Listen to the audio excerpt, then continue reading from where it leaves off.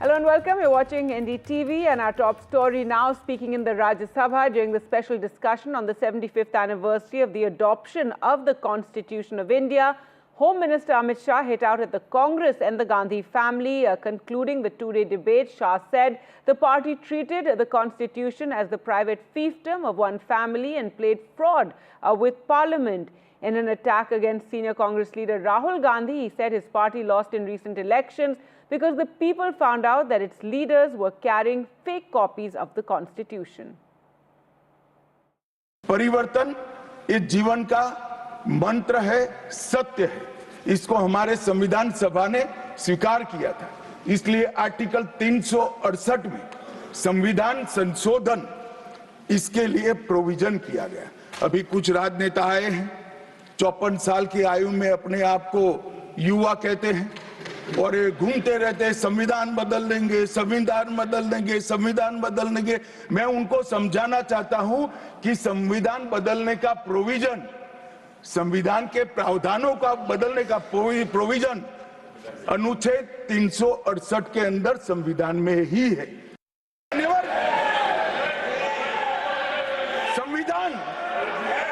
संविधान लहराने का मुद्दा नहीं है, संविधान बहकाने का मुद्दा नहीं है। संविधान विश्वास है, संविधान श्रद्धा है, संविधान को सम्मान करने का। मान्यवर, वो नरेंद्र मोदी जी और लोकसभा में तो किसी को मालूम नहीं पड़ा।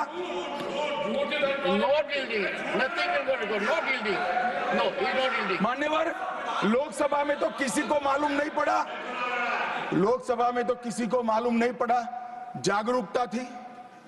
महाराष्ट्र में भी लहराने के अलावे बांटने गए तो एक पत्रकार के हाथ में भी आ गया। खोला तो मान्यवर पूरा कोरा था, अंदर कुछ लिखा ही नहीं था, प्रीएम्बल भी नहीं था। मान्यवर, इतना बड़ा छल। आपकी बात नहीं कर रहा मैं, ये तो पकड़े जाने के बाद तो सब लोग सुधर जाते हैं। The Congress has rejected Amit Shah's charge. Mallikarjun Kharge saying it's far from the truth and BJP is lying to divert attention. The Congress also said the Home Minister came to the House to praise Prime Minister Modi. जो आज home minister ने जो बात की, ये सत्य से दूर झूठ है इस पर है। और उन्होंने एक भी बात सच नहीं कही, जैसा कि अंबेडकर स्टैचू। आज सारी बातें झूठ रखकर लोगों को गुमराह करने की कोशिश कर रहे हैं और ये बहुत दिन चलने वाला नहीं है। और हर चीज़ मोदी जी, तो ये मोदी जी की तारीफ करने के लिए सदन में आए हैं और वो बोल रहे हैं। आज उनमें ये भी साहस नहीं था कि एक आध बार यील्ड करके विपक्ष के सवाल का जवाब दे पाते। आज उन्होंने जो कुछ भी बोला है वहाँ झूठ का पुलिंदा था, सच्चाई से बहुत दूर था, इतिहास को झुठलाने वाला था, जिस पर विश्वास नहीं किया जा सकता। कांग्रेस राज्यसभा एमपी इमरान प्रतापगढ़ी इस वक्त में सर कितने नंबर देंगे अमित शाह की आज कॉन्स्टिट्यूशन पर जिस तरीके से उन्होंने रिस्पॉन्ड किया? नहीं, नंबर देने का खेल मुझे लगता है कि इस खेल में मैं नहीं उलझता हूं। सच बात तो यह है कि जो भाषण पूरी तरह से झूठ, असत्य और मिथ्या और सिर्फ विपक्षी पार्टी पर तंज करने के लिए, व्यंग करने के लिए दिया गया हो, उस कॉपी को तो मुझे लगता है जांचा ही नहीं जाना चाहिए।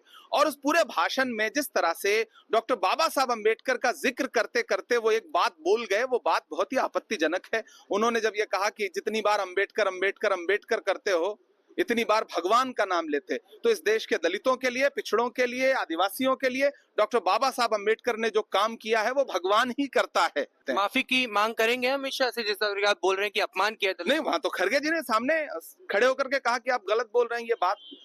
बाकी जो हमारे सदस्य थे सबने ये बात कही। वो मुझे लगता है कि गृह मंत्री जी कैसे बोल गए, भाषाई चातुर्य है उनके पास, लेकिन उसके बाद भी जो ये बात उन्होंने बोली है वो गलत है। बहुत बहुत शुक्रिया बात करने के लिए। That was Imran Pratapgarhi speaking to NDTV.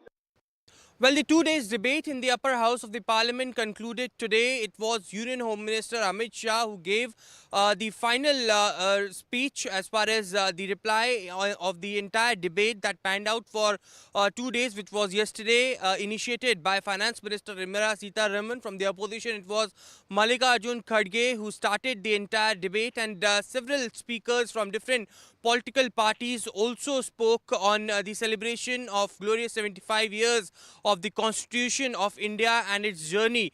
It was Union Home Minister Amit Shah who took on the Congress party and had lashed out at the various amendments that the Congress party made when they were in the power for almost 70 years. It was also Home Minister Amit Shah who took a jibe at Rahul Gandhi, stated a 54-year-old Yuva who holds the Constitution book in his hands with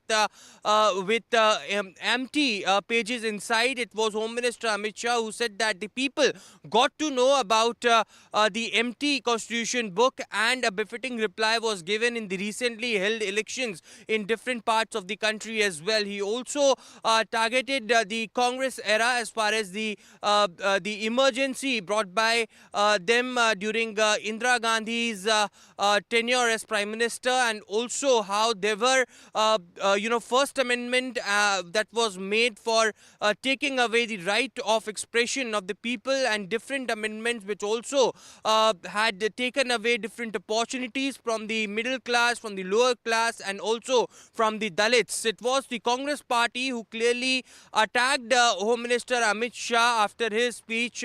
It was Imran Pratapgarhi, Rajya Sabha Congress MP, who stated that whatever Amit Shah had been stating is a complete lie. He also insulted Ambedkar, which is an insult to Dalits as well. Mr. Kharge stood up and asked Home Minister Amit Shah to apologize for what he had said, but certainly a fierce debate had ended. Remember, in the Lok Sabha, it was a 2-day debate, and then in the Rajya Sabha, a 2 days debate had finally concluded in the winter session, which almost had that essence of what had been done in the 75 years of journey of the Constitution of India by different governments who came into the power.